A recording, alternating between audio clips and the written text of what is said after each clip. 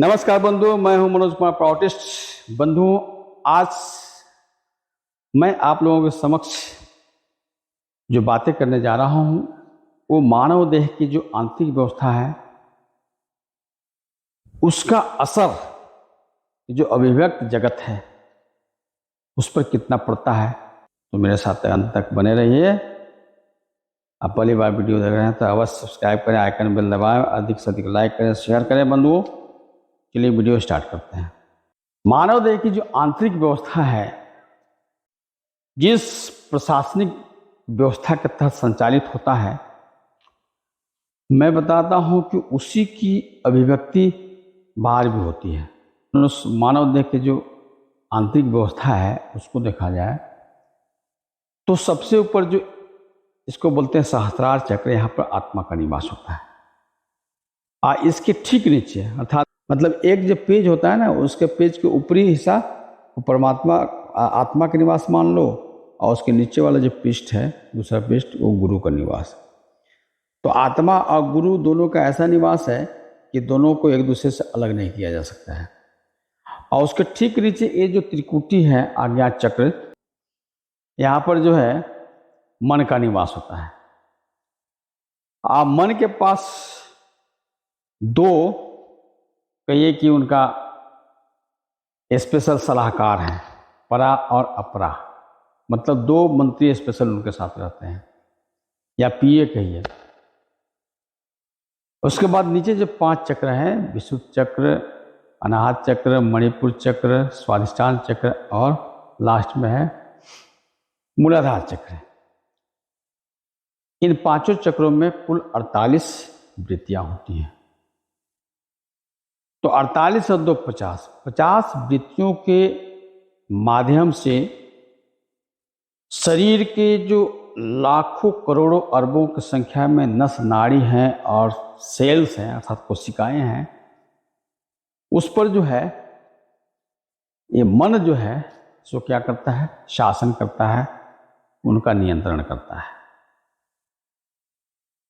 और आत्मा चुपचाप एक साक्षी सत्ता के रूप में है, और गुरु जो है सो मन और आत्मा के बीच में बैठ करके निर्देशन करते हैं। तो गुरु के निर्देशन में अगर मन काम करता है, और मन जो है सो वृत्तियों को अपने नियंत्रण में रख करके काम करता है, अर्थात वृत्तियां जो है सो मन के नियंत्रण में रहती हैं, तो फलस्वरूप शरीर के जितने भी नस नाड़ियां और सेल्स हैं सबके सब कंट्रोल में रहते हैं, नियंत्रण में रहते हैं। प्रकृति का जो स्वाभाविक व्यवस्था है, प्रकृति के नियम के अनुकूल संचालन होते हैं, चलते हैं, तो शरीर पूर्ण रूप में स्वस्थ रहता है। शरीर के सभी अंग प्रत्यंग, सभी नस नाड़ियां स्वस्थ रहती हैं। परिणाम स्वरूप मन भी चंगा रहता है। स्वस्थ मानव देह के द्वारा मनुष्य की प्रगति होती है, आत्मा भी संतुष्ट रहता है, अंततः परम आनंद की प्राप्ति होती है, अनुभूति होती है, मुक्ति और मोक्ष की प्राप्ति होती है, सुख शांति की प्राप्ति होती है। बंधुओं, आत्मा के पास सारी शक्तियां हैं,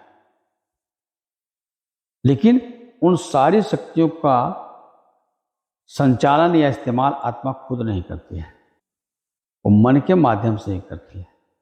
और जिस क्षण मन जो है आत्मा के निर्देश का पालन नहीं करने लगता है, उसी क्षण सारी वृत्तियां जो हैं सो अनियंत्रित हो जाती हैं। अनियंत्रित होकर के अप्राकृतिक ढंग से संचालित होने लगती, चलने लगती हैं।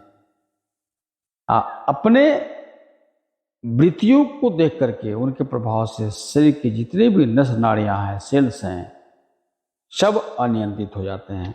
आप बेतरतीब होकर के काम करने लगते हैं, और सेल्स, मन और वृत्तियों के प्रभाव के कारण अंत में आत्मा भी कष्ट भोग करने लगती है। गुरु भी वहां पे अपने आप को शक्तिहीन महसूस करने लगते हैं। तब ऐसी स्थिति में गुरु और आत्मा दोनों मिलकर के सर्वनाश के डंक का बजा देते हैं। मनुष्य काल कलवित हो जाता है, उसका सर्वनाश हो जाता है। इस तरह से हमारे मानव देह की आंतरिक व्यवस्था है, उसी तरह से ये जो भौतिक संसार है उसकी भी व्यवस्था है। जिस प्रकार आत्मा जो है सो साक्षी सत्ता है, सारी शक्ति उस आत्मा में निहित है, मगर उन शक्तियों का संचालन या उन शक्तियों का इस्तेमाल खुद आत्मा नहीं करती है। उसी तरह से ये जो बाहरी जगत की जो प्रशासनिक व्यवस्था है, जैसे एग्जाम्पल भारतवर्ष की प्रशासनिक व्यवस्था को लेते हैं, तो भारत की जो राष्ट्रपति होता है उसमें सारी शक्तियां निहित होती है, लेकिन वो जो राष्ट्रपति है उन सारी शक्तियों का इस्तेमाल या संचालन या यूज खुद नहीं करके प्रधानमंत्री के माध्यम से कराते हैं, और प्रधानमंत्री अपने मंत्रिमंडल के माध्यम से कराते हैं। तो अगर प्रधानमंत्री ठीक ठाक है, फिर मंत्रिमंडल भी उसके ठीक है, तो इनके नेतृत्व में देश की जो लाखों करोड़ों अरबों की संख्या में जो जनता जनार्दन है वो भी ठीक ठाक से पूरे देश का राष्ट्र का काम करते हैं, और देश का चहुमुखी विकास होता है, सर्वांगीण विकास होता है। तो बंधुओं, मनुष्य की जो आंतरिक जो प्रशासन है वो अगर ठीक ठाक है तो इस अभिव्यक्त जगत की जो प्रशासनिक व्यवस्था है वो भी ठीक ठाक रहेगा।